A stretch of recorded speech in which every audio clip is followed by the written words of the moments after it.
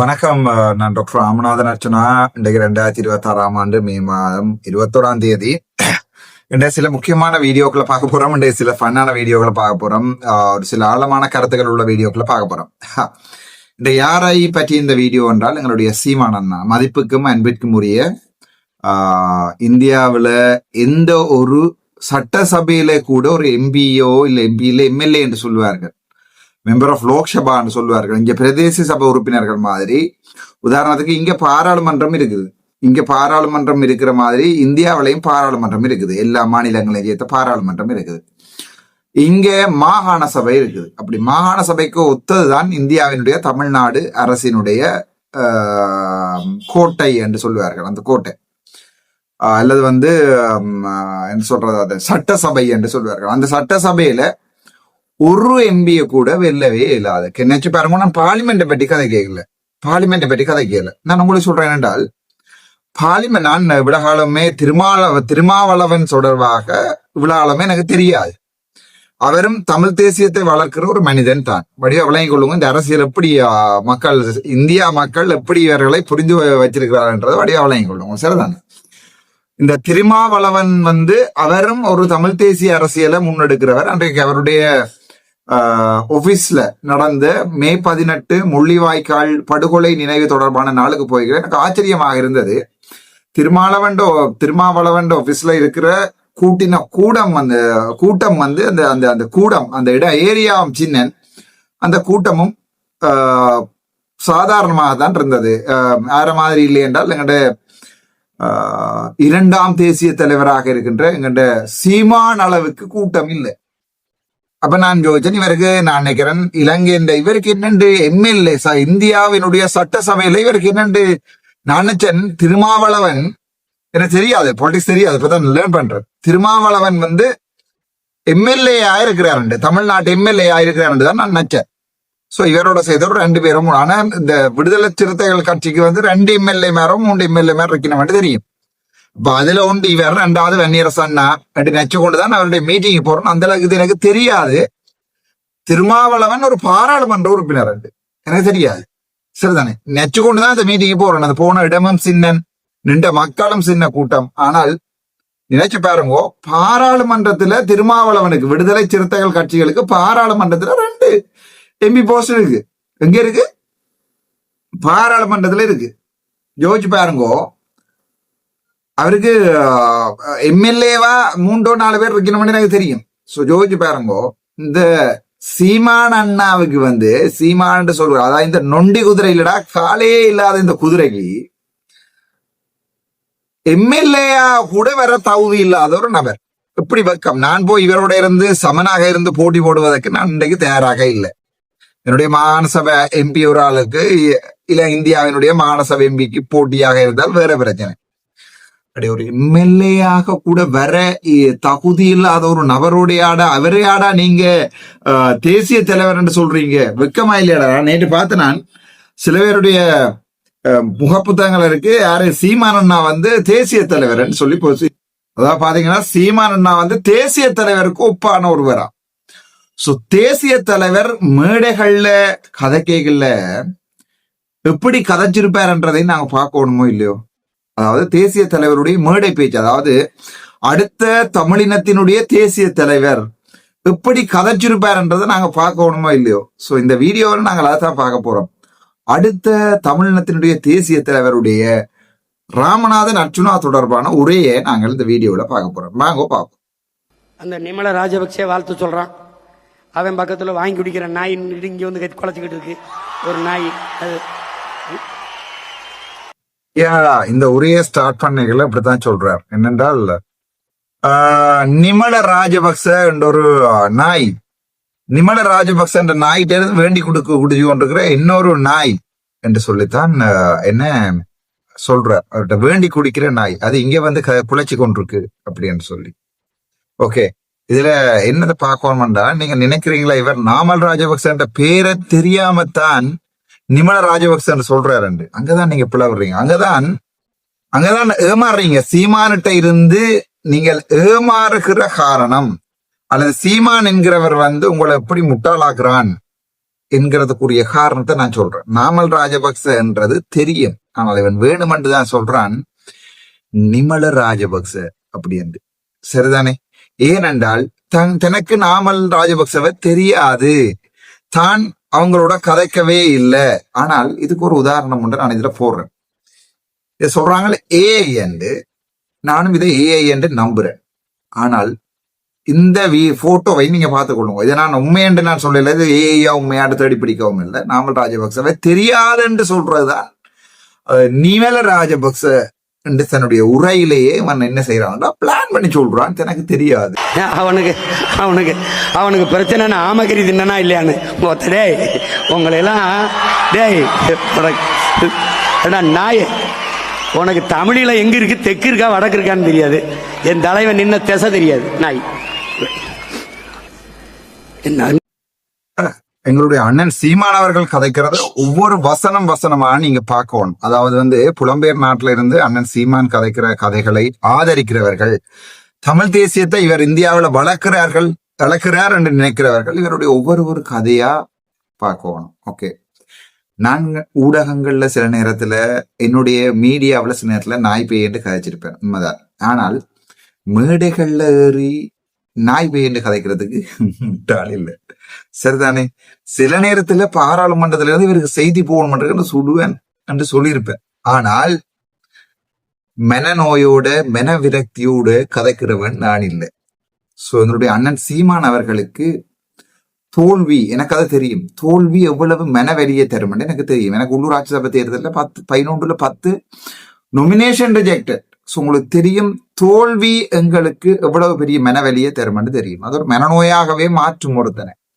So ஒரு மனநோயாளி தன்னுடைய தோல்வியை ஏற்றுக்கொள்ளாமல் ஒரு கூட்டம் ஒன்றை போடுறான். எப்படி என்று கேட்டீங்கன்னா, மாபெரும் தமிழ் இன எழுச்சி கூட்டம், அதாவது தமிழர்களை எழுச்சி பண்ண வேண்டிய கூட்டம். ஓகே, சந்தோஷம்.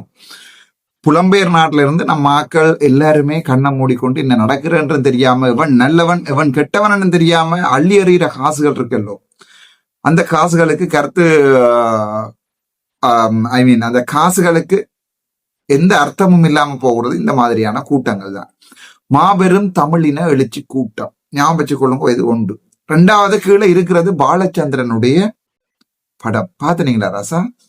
சீமான் அன்றைய தினம் தன்னுடைய மாபெரும் எழுச்சி கூட்டத்துக்கு தன்னுடைய மேடையில இருக்கிற மைக்ல ஸ்டாண்ட்ல, மைக் ஸ்டாண்ட், போடியம் என்று சொல்வார்கள், போடியத்துல முன்னால வச்சிருக்கிறது பாலச்சந்திரனுடைய படம்.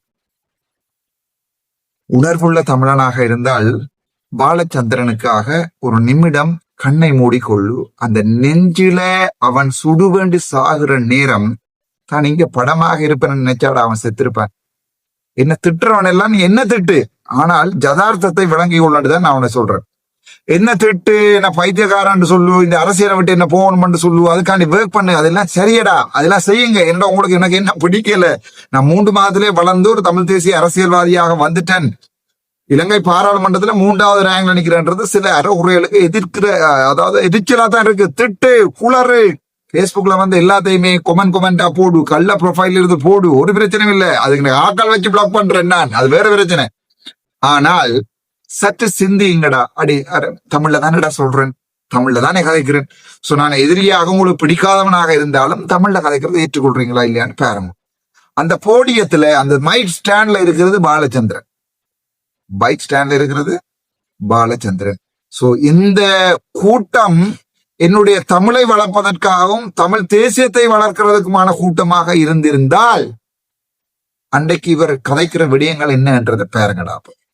தமிழீழ தேசிய விடுதலையை கதைக்கிறானா பாவி, ஈழ போராளிகளை கதைக்கிறானா பாவி, அல்லது இறந்த மாவீரர்களை கதைக்கிறானா, அல்லது எங்களுடைய இன விடுதலை அடைய வேணும் என்பதற்காக ஏதாவது கதைக்கிறானா, இல்லை விஜயையும் என்னையும் தூற்றுவதற்காக தமிழ் மக்களுடைய புலம்பெயர் திரள் நிதியில அந்த கூட்டம் பல பேருக்கும் ஆளாளுக்கு 300, 500, 1000 ரூபாய் காசு கொடுக்காம ஒருத்தரும் பெறமாட்டான். நான் இந்தியா போனா இந்தியாவில உங்களுக்கு சொல்றேன், ஒவ்வொரு கூட்டத்துக்கும் ஒருத்தனுக்கும் 5000 ரூபாய் காசு கொடுப்பாங்க, இந்தியன் காசு. அவங்க இஞ்சத்த காசுக்கு 15000 ரூபாய், பெரிய காசு. இங்க கூட சிறிதரம் கொடுக்குறது தேத்தனையும் வடையும் வாழைப்பழமும் ஒரு மிக்ச பக்கம் தான் தேத்து கொடுத்து சிறிதரம் கூடி கொண்டு வராது. ஆனால் அங்க ஒருத்தனுக்கு தலைக்கு 5000 ரூபாய் செலவழிப்பார்கள் தேர்தல் நேரத்துல. ஒரு பரப்புரை கூட்டத்துக்கு முக்கியமா முன் வரிசையில இருந்து விசிலடிக்கிறது கைக்கும் 500,000 ரூபாய் செலவழிப்பார்கள். சோ தயவு செய்து விளங்கிக் கொள்ளும். இந்த சீமான் என்கிற நபர் என்ன கேட்கிறார், அடே தமிழீழம் எங்க இருக்கே தெரியாண்டு. இந்த இதுல இருக்கிற இந்த வீடியோ பாக்குறவர்களுக்கு விளங்கிக் கொள்ளுங்க. இந்த மண், இந்த கால் சத்தம் கேக்குதரா, இதுதான் தமிழீழம். இன்னைக்கு கத்திர இடம் இல்ல தமிழீழம். இந்த மண் தான் தமிழீழம் ராசா. இந்த மண்ணில இருந்தான் கேக்குதா, செருப்பால நிலத்துல அடிக்கிற சத்தம் கேக்குதாடா. தமிழீழத்துல இருந்து கதைக்கிற. இன்றைக்கும் போலீஸார் வரலாம், இன்னொரு இன்டர்வியூ ஒன்று கூட்டிட்டு போகலாம், இன்னொரு இதன்று கூட்டிட்டு போகலாம், என்ன சுடலாம், அல்லது 4 பேர்ட்ட காசு கொடுத்து நாமல் ராஜபக்சவோ அல்லது எனக்கு எதிரான வேற யாராவோ என்ன சுடலாம். இந்த தமிழீழத்துல இருந்தா கதைக்கிறேன். அவன் சொல்றான், தலைவர் நின்ற திசை தெரியாதண்டு. இந்த திசையில தான் கருத்துத்துறை இருக்கு. இவனுக்கு சொல்ல வேண்டியெல்லாம் இதுதான். நான் தமிழீழத்துல பிறந்த ஒரு பாராளுமன்ற உறுப்பினர். இந்த ஐயா இந்தியாவுல பிறந்த ஒரு எம்எல்ஏயும் ஆகாத ஒரு நபர். எல்லாரும் சொல்றாங்க கடந்து. ஆனால் இவனுடைய உண்மை சொரூபம், எங்களுடைய மக்கள் கஷ்டப்பட்டு உழைக்கிற பணம் இங்க கிளிநொச்சியிலையும் முள்ளத்தீவுலையும் இருக்கிற கஷ்டப்பட்டவர்களுக்கு வரவோன்மடா. இங்க இவனுடைய திரள்நிதி சீமானுக்கு போகக்கூடாது. அதற்காகத்தான் சீமான எதிர்க்கிறேன். தலைவன் நின்ற திசை தெரியாதுன்றாங்க. அடி தலைவன் நின்ற திசையில தாண்டா வாழ்ந்துறாங்க நாங்கள், இங்க தாண்டா பிறந்துறாங்க நாங்கள். நான் ஒன்று ஆமக்கறி சாப்பிடறதுக்கு படம் எடுக்கிறேன் சொல்லி தலைவரை சந்திக்க வரையிலடா. எனக்கு வாயில எல்லாம் வருது தூசணத்தால நான் கதைக்க விரும்பல. இன்றைக்கு இப்ப எல்லாம் குறைக்கிறேன் பயங்கரமாக. ஆகவே அன்புள்ள சீமானண்ணா, நீங்க சொல்றீங்களே தமிழீழம் இங்கதான் பிறந்தம். நீங்க சொல்றீங்களே தமிழீழம் இங்கதான் படிச்சம். நீங்க சொல்றீங்களே தமிழீழம் இங்கதான் வைத்தியராக வேலை செய்தோம். சொல்றீங்களே தமிழீழம் இங்கதான் எம்பி ஆயினம். சொல்றீங்களே தமிழீழம் இப்போ இங்கதான் நிக்கிறோம். நாங்கள் அசைலம் அடிக்கிறதுக்காக வெளிநாட்டுக்கு ஓடி இல்லை. ஆடு இப்பதான் இருக்கு. ஒரு 6 மாசம் 7 மாசம் கழிச்சு உள்ள வந்திருந்தீங்கன்னு வச்சுக்க,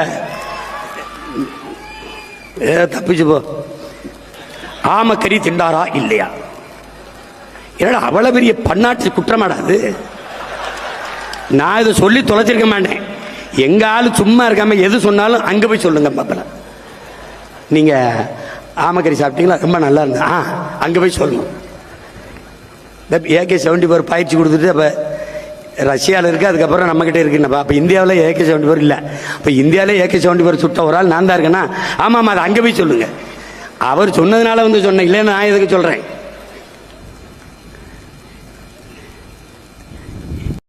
அங்க போய் சொல்லுங்க. அதாவது இங்க உண்மையாகவே தேசிய தலைவரை நேசிக்கிறவன் வெட்கப்பட வேண்டிய ஒரு விடயம். தேசிய தலைவர் விற்கப்படுகிறார் என்று சொல்லிக்கல உங்களுக்கு விளங்கல. நான் சொல்றது இந்த கருத்துக்களை உங்களுக்கு இன்றைக்கு நாளைக்கு விளங்காட்டிலும் காலம் போய் உங்களுக்கு நல்லாகவே விளங்கும். உங்களுக்கு தெரியும், இந்த 1.5 வருட அரசியல்ல எத்தனையோ விடயங்களை நான் முதலே சொல்லிக்கல நீங்க யாருமே கேட்கல. இவன் எங்களுடைய இளைய தளபதி விஜய் வருவார், அவரை கொண்டு எங்களுடைய தமிழ் தேசிய அரசியலை நகர்த்த வேணும் என்று நான் சிந்திக்கல. நீங்க யாருமே ஏற்றுக்கொள்ள இல்லை, அவர் வரமாட்டார், திருப்பி DMK தான் வரும், MMK தான் வரும், CMK தான் வரும் என்று சொல்லிக் கொண்டது நீங்க. ஆகவே இங்க இந்த விடயத்தை நான் சொல்றேன், விளங்கிக் கொள்ளுங்க. இன்னொரு 10 வருடங்கள் போக இந்த நபர் தேசிய தலைவரையே பட்டு மோசமாக விமர்சிப்பார். இவருடைய காசுகள் இல்லாம போக இவர் என்ன சொல்றார் என்றால், நான் ஒரு விடயத்தை சொல்றேன், சீமான் தலைவரை சந்திச்சதா இல்லையா இருந்தால் ஒரு 80% இவர் சந்திச்சதுக்குரிய சாத்தியக்கூறுகள் உண்டு. எத்தனை நிமிடம் சந்திப்பார் என்றால் 1 நிமிடம் ஒரு போட்டோக்காக சந்தித்திருக்கலாம், அது 2. 3வது ஒன்றாக இருந்து ஆமக்கரை சாப்பிட்டது, துவாக்கு சுட பழக்கினது, இதெல்லாம் பொய். இது 3. இந்த விடயத்தை வடிவா விளங்கிக் கொள்ளுங்க. தேசிய தலைவர் ஒரு அயல் நாட்டில் இருந்து எந்த போராட்டத்துக்கும் பங்களிக்காத ஒரு நாதாரிய ஆமக்கரை சுட்டு பழக்க எல்லாம் தேசிய தலைவருக்கு டைம் இருந்திருக்காடாப்பா. தேவை விளங்கிக் கொள்ளுங்க. இப்ப வைகோ மற்றது திருமாவளவன் இப்படி கனபேர் உண்மையாகவே போராட்டத்துக்கு அந்த நேரங்களில் எத்தனையோ பேர், இப்போ நான் பேர் தெரியாது, நான் உங்களுக்கு பேர் சொல்லல, இங்க கிளிநொச்சியில் அடிபட்டு செத்தவனெல்லாம் இருக்கான். ஸோ அவங்களோட உங்களுக்கு தெரியும், ஒரு கடற்புலிகளோட ஒரு கரும்புலிகளோட சரிதானே, ஒரு கடற்கரும்புலிகளோட அல்லது வான்கரும்புலிகளோட கூட தலைவர் தன்னுடைய அன்றைய ஒரு நாளைத்தான் செலுத்துவார். ஒரு நாள் தான். அப்படி நாளைக்கு துண்டு துண்டா வெடிச்சு சிதற போற ஒருத்தன் கூட தலைவரோட ஒரு நாள் தான் ஒரு நாள் இரவும் ராப்போசனம், ஒரு நாள் அவருடைய கடைசி ஆசை என்னன்னு கேட்பார்கள். அதுக்கேற்ற மாதிரி அவன் அந்த துவக்கால் சுட்டு பார்க்கணும், இந்த துவக்கால் சுட்டு பார்க்கணும், தலைவரோட படம் எடுக்க வேணும். இதுதான் அந்த துண்டு துண்டாக வெடித்து திதறுகிற கடற்கரும்புலிகளாக இருக்கட்டும், கரும்புலிகளாக இருக்கட்டும், இவருடைய ஒரு நாள் கனவு.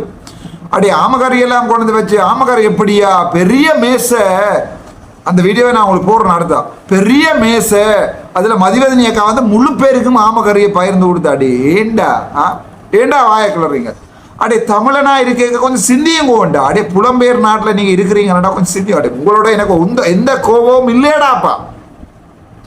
தயசை ஜோசிங்கடா. இவன் இப்படி பொய் சொல்றான், அதை பொய் சொல்லி காசை வேண்டான். அது தமிழ்நாட்டில் இவன் தன் அரசியல் செய்யறதுக்கு பாவிக்கிறான். இங்க கிளிநொச்சி அடே உங்க சொந்தக்காரன் மாமா சித்தப்பா எல்லாம் இங்க பிச்சை எடுக்கிறான். அடே அதுகளை பாருங்க கூடாண்டு தானேடா நான் கேட்கிறேன். வாங்கடா, வெளிநாட்டுல இருந்து வந்து போய் ஒரு குடும்பத்தை தத்தெடுங்க, அந்த பிள்ளைகளுக்கு ஸ்கூலுக்கு பேக்கில் வேண்டி கொடுங்க, அந்த பிள்ளைகளுக்கு சப்பாத்தை வேண்டி கொடுங்க, அந்த பிள்ளைகளுக்கு வீட்டில் தண்ணி இல்லையா தண்ணி வேண்டி ஒரு டிவியை கூட வேண்டி கொடுங்கடா. பாவம் பரவாயில்லை. ஏண்டா சீமாண்ட திரள் நிதியண்ட அனுப்பி நாசமாக்குறீங்கன்னு தான் கேட்கிறேன். ஒரு தேசிய தலைவரை இவ்வளவுக்கு அவமதிக்கலாம்டா. அந்த உச்சக்கட்ட அவமதிப்பு தான். மதிவதனி அக்கா சாப்பாடு போட்டு விட்டவா, தேசிய தலைவர் சுரத்துக்கு பயிற்சி கொடுத்தவர். ஏண்டா இந்த நாய்க்கு இப்படிலாம் கதை கூடாதுதான் மன்னிச்சு கொள்ளுங்க. இந்த சீமான் என்கிற நபருக்கு தேசிய தலைவர் பயிற்சி கொடுக்குறதால தேசிய தலைவருக்கு என்னடா லாபம் பெற போகுது?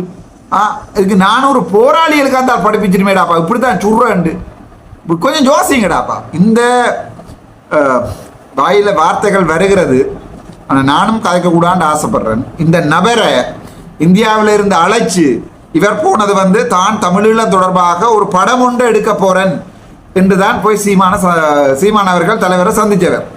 இந்த நாய்க்கு ஆமக்கறி சுட்டு பழக்கிறது எல்லாம் தேவைன்னா தலைவருக்கு என்ன வேலை இருக்கு? அப்படி தலைவரை பார்க்கறதுக்கு இத்தனை ஆயிரம் போராளிகள் பார்க்காம செத்துருக்கிறாங்க. தலைவர் ஒரு குரலை கேட்காம எத்தனை ஆயிரம் அடி அவங்க எல்லாரையுமே செய்யற அவமானமடா இது. ஏன் உங்களுக்கு விளங்கல? ஒவ்வொரு போராளி எத்தனை ஆயிரம் போராளிகள் தலைவரை நேர கண்ணால காணாம செத்துருக்காங்களடா. அப்படி இந்த நாதாரி பயல் போய் சொல்லி கொண்டிருக்கான் தான் வந்து மதிவதனி அக்காட கையால சாப்பிடுறான் பெரிய மேசை, அந்த பெரிய மேசையில பெரிய ஆமை. ஏண்டா வாய கிளறீங்க? புலம்பெயர் நாட்டில் இருக்கிற அண்ணாமர் கொஞ்சம் ஜோசிங்கோ. நாங்கள் தோத்து கொண்டே போறோம் என்றால் இந்த நாதாரி தான் காரணம். எல்லாரும் என்ன விமர்சிக்கிறார்கள்? நீ நாமல் ராஜபக்சோட சேர்ந்து இந்த போராட்டத்தை நாசமாக்குறேன். எங்கடா நான் நாசமாக்குறேன், எங்கடா நான் கூடா செய்யறேன்? கொஞ்சம் சிந்தியும் கூட. இந்த இப்படி கதைக்கிறவன நம்புறீங்க சீமான் மாதிரி அண்டே அவன் தமிழ் தேசிய எழுச்சினாலன்னு மேடையை போட்டு குளறது முழுக்க விஜய்க்கும் அர்ச்சுனாக்குமாடா. அது உங்களுக்கு விளங்கலையா? மிச்சத்தையும் கேளுங்க.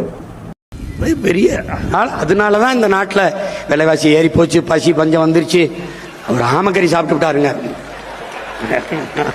நாய் கொஞ்ச நாள் பேசுறீங்கடா.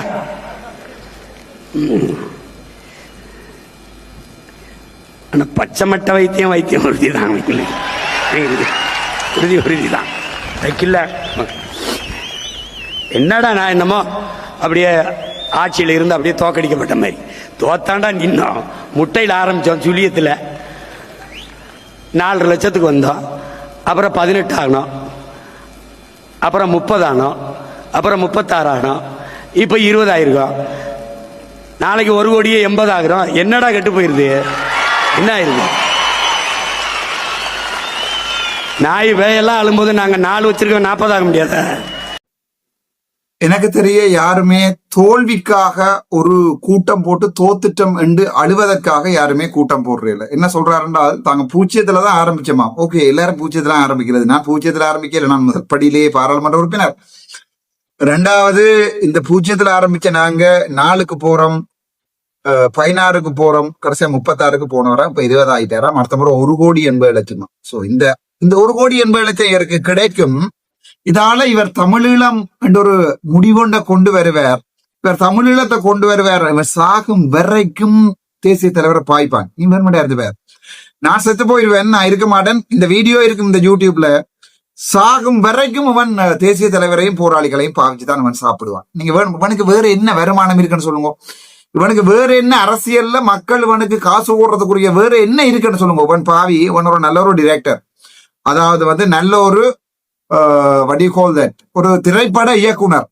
சோ இவனை பொறுத்த வரைக்கும் இவன் கையில் எடுத்தது ஒரு மக்களுடைய வழிகளை. சோ அதுக்காக போராடுகிறோம் என்றால் அந்த மக்களுடைய பணக்கார மக்கள் தனக்கு உதவி செய்வார்கள் என்று நினைச்சு கொண்டு திட்டமிட்டு மாஸ்டர் பிளான் அடிச்சு கிட்டத்தட்ட 15 வருடங்கள் 2009 இவன் பாவி ஒரு திரைப்பட இயக்குநராக திரைப்படம் எல்லாத்தையும் நிப்பாட்டி போட்டு பாஞ்சான் இந்த தமிழ் தேசிய அரசியல்ல.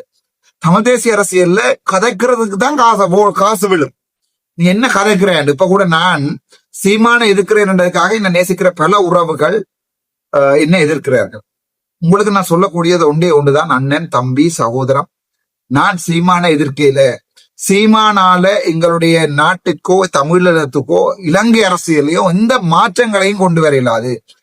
மாற்றங்களை கொண்டு வரலாம் என்று நினைக்கிற ஒருத்தனை நீங்கள் தூக்கி எறியோன்னு யோசிக்கிறீங்கள். உங்களுக்கு விடுதலை புலிகளுடைய படத்தையும் தேசிய தலைவருடைய படத்தையும் அங்க வச்சு விற்கிறவனை நீங்கள் அப்படியே தொடர்ந்து வச்சிருக்கணும்னு ஆசைப்படுறீங்க. இங்க இருக்கிற பொய் வெள்ள வெட்டி அரசியல்வாதிகள் உங்களுக்கு என்ன உதவி செய்யணும்னு ஆசைப்படுறீங்க. இவங்க உங்களை இன்னும் நாசமாக்கணும்னு ஆசைப்படுறீங்க. அர்ச்சுனா போகணும்னு ஆசைப்படுறீங்க. உங்களுக்கு யோசிச்சு பாருங்கடா. இவனால இப்ப 36ல இருந்தா 20க்கு இறங்கிட்டான், அடுத்த முறை 10க்கு தான் இறங்குவான். இவனுடைய வார்த்தைகள் இவனுடைய கதைகள் எல்லாம் பாட்டு மோசம். ஒரு எம்எல்ஏ போஸ்ட் கூட இல்லாத ஒரு கட்சிக்கு போய் நீங்கள் காசு அனுப்பி கொண்டு இருக்கிறீங்களேடா. ஒரு கொஞ்சம் கூட யோசிக்காம கொஞ்சம் யோசிங்கடாப்பா. உயர்ந்த நோக்கமும் லட்சியம் கொண்ட பிள்ளைகள். நீ தேடுவ, என்னை தேடுவ. ஆமாடா தேடுவோம், உன்னை கட்டாயம் தேடுவோம். போய் டொய்லெட்டுக்கு இருந்து தேடுவோம். நாதாரி கொஞ்சம் ஜோசியடா. உன்னையேண்டா தேட போறாங்க. இலங்கை தமிழன் இங்க வாழ்றவனுக்கு இங்கே ஒருத்தன் வழிகளை புரிந்து கொண்டு இங்க ஒரு விடையை தேடி கொடுப்பான்டா. இங்க இருக்கிறவன் தான் இலங்கை தமிழன் தேடுவான்.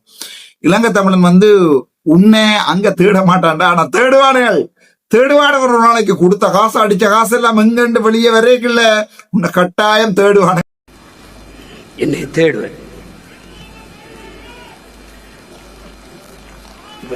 நீ என்னை கொஞ்ச நாள் விட்டு என்னை சமாளிக்கிறதுக்கு ரொம்ப கஷ்டப்படுவீங்க நீங்க.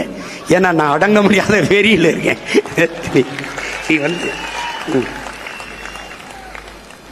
போமடா, ஒரு கொஞ்ச நாள் கலிய கட்டாயம் முன்ன சமாளிக்கிறது கொஞ்சம் கஷ்டமா தான் இருக்கும்.